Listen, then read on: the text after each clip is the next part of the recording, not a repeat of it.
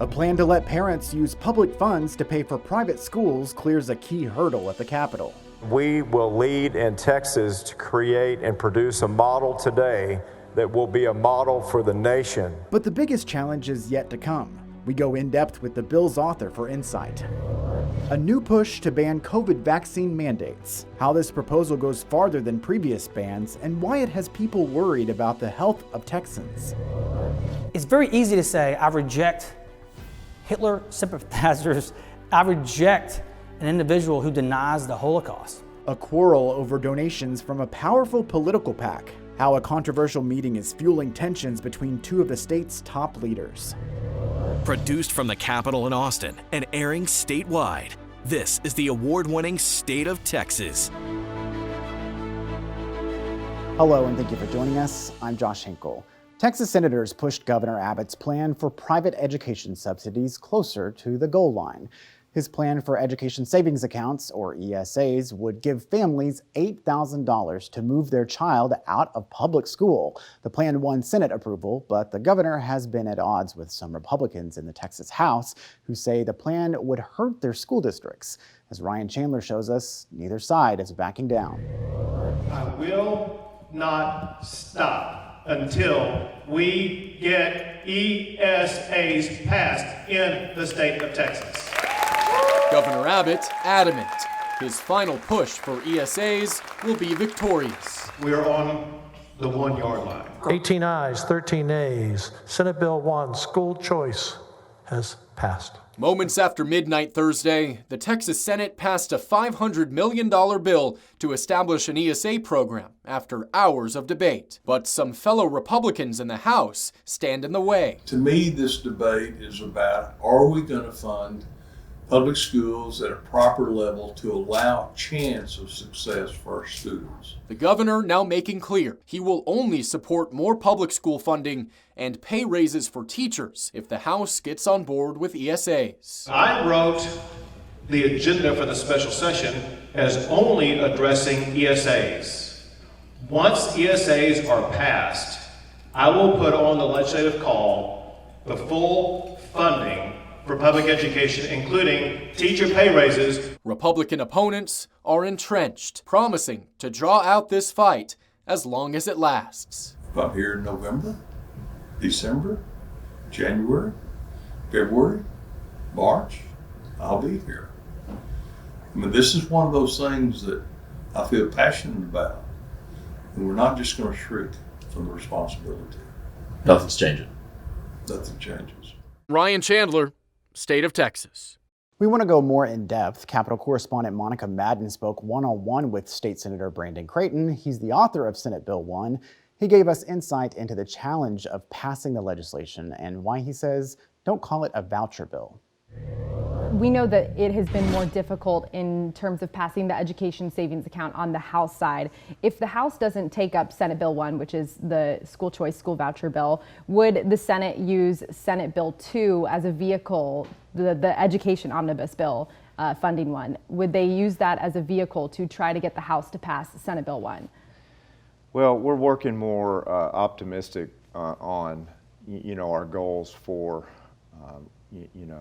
not only passing school choice, but the assumptions are that the House would be working on their measure and what they would like to see come together for the subject regarding school choice and education freedom, and we're doing the same. If we get into a tough situation at the end of the 30-day regular session where for some reason a bill has not moved, then we'll have to make decisions. But right now our intent is to keep these subjects separate.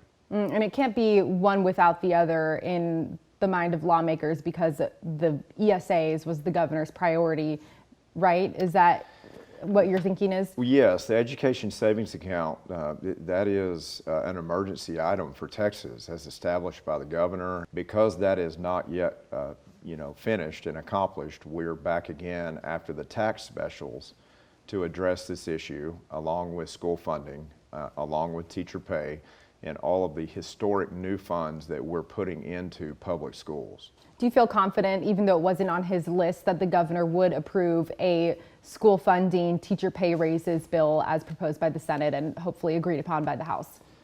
I think all of these issues are very important. You know, public schools have passed budgets, and they're expecting for the school funding bill to pass and for us to take care of that part of what they base their budgeting off of for the year.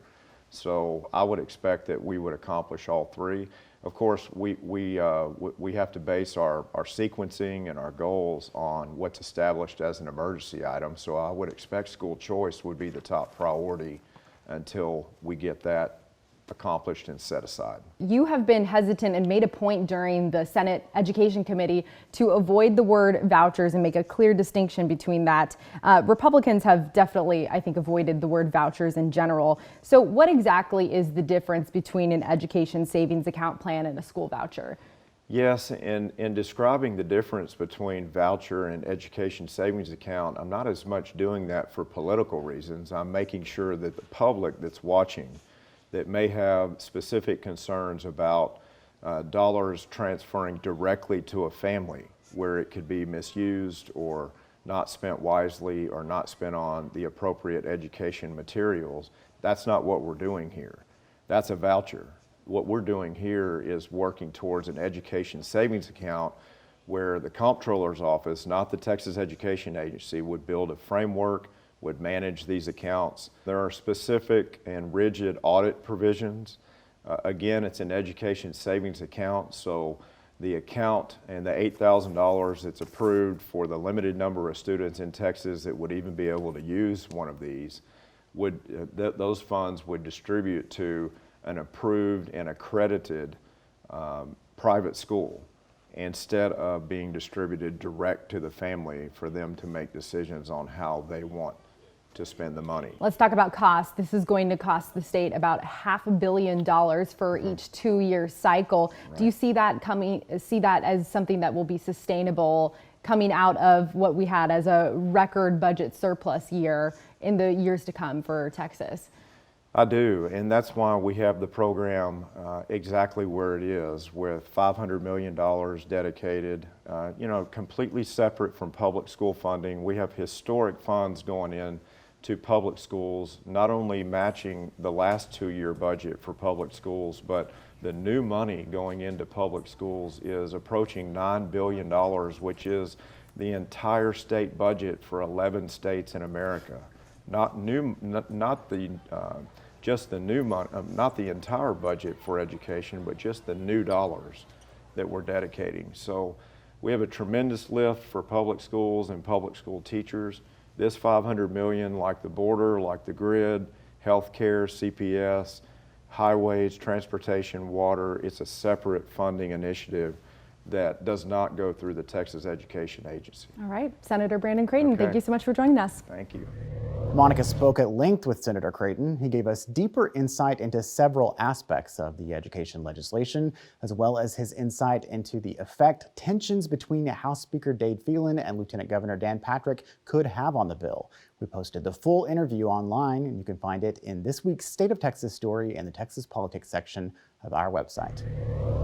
Tensions rise between two of the state's top leaders. This time it's a quarrel over donations from a powerful political PAC. They are funding the type of Republicans that are unacceptable at the ballot box, and they keep losing at the ballot box. How a report of one group's meeting with a Hitler sympathizer is fueling the feud between the speaker and the lieutenant governor. A new push to keep healthcare workers from being required to get the COVID vaccine. How Texas lawmakers are responding to the legislation.